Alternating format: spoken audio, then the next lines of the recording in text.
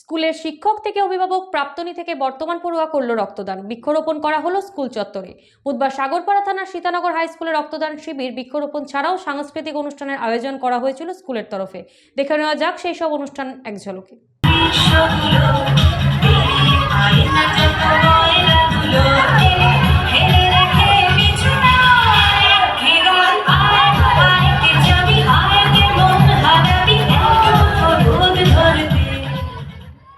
রক্তের সংকট যখন চরমে, উষ্ণায়ন চরমে পৌঁছেছে পৃথিবী জুড়ে, ঠিক সেই সময় সাগরপাড়া থানার সীতানগর হাই স্কুল উদ্যোগ নিয়েছিল দুটি মহৎ কাজের। বুধবার সেই উদ্যোগে অভূতপূর্ব সাড়া দেখা যায় স্কুল চত্বরে।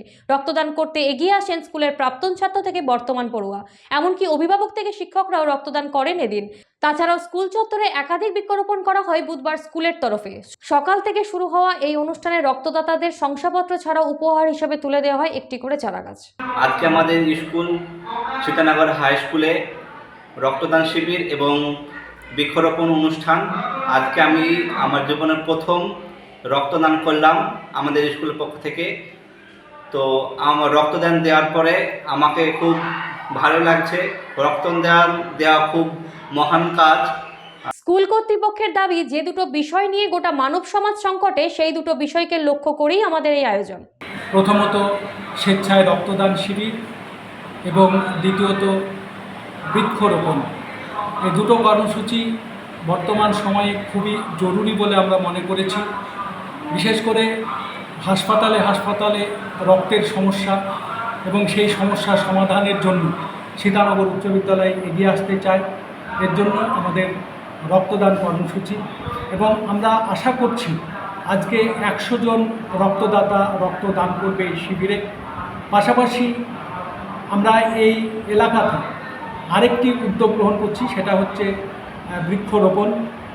আজকে যে সমস্যার সম্মুখীন আমরা, যে বিশ্ব উষ্ণায়ন, সেই উষ্ণায়নের ফলে আমাদের এবছরে সাংঘাতিক গরমে আমরা সমস্যায় পড়েছি। গাছ সেই জন্য লাগানো খুব জরুরি। আমরা অত্যন্ত গর্বিত যে একটা প্রত্যন্ত এলাকায় সীতানগরের মতো জায়গায় একটা মহতী অনুষ্ঠান করতে পারবো। এটা আমরা ভেবেছি এবং আমরা সাফল্য লাভ করতে চলেছি। ইতিমধ্যে ডোনার প্রায় 40 ছাড়িয়ে গেছে। আমরা 120 টার্গেট নিয়েছি। হয়তো এলাকার এই পিছিয়ে পড়া মানুষেরা কোথাও হসপিটালে গিয়ে তারা রক্ত পায় না, যাতে আমরা এই কার্ডগুলো এখানে সংরক্ষিত রেখে তাদের সুবিধা পাইয়ে দিতে পারি, তার জন্য আমরা এর আয়োজন করেছি। কর্মসূচি আমরা নিয়েছি এবং বৃক্ষরোপণ করে যাতে পরিবেশকে সুষ্ঠু পরিবেশ রাখা যায়, এবং অতিরিক্ত বৃক্ষরোপণ করার জন্য আমরা প্রত্যেকটা ডোনারের হাতে একটা করে গাছ তুলে দিয়েছি।